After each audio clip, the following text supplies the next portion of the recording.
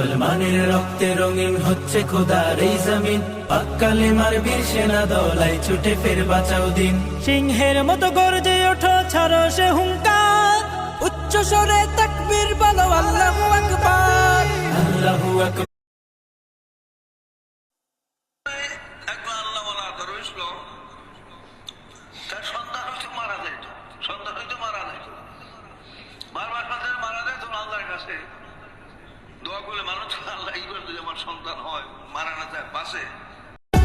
जिसने पूछा हमसे बिछड़े यार का, उसको सीने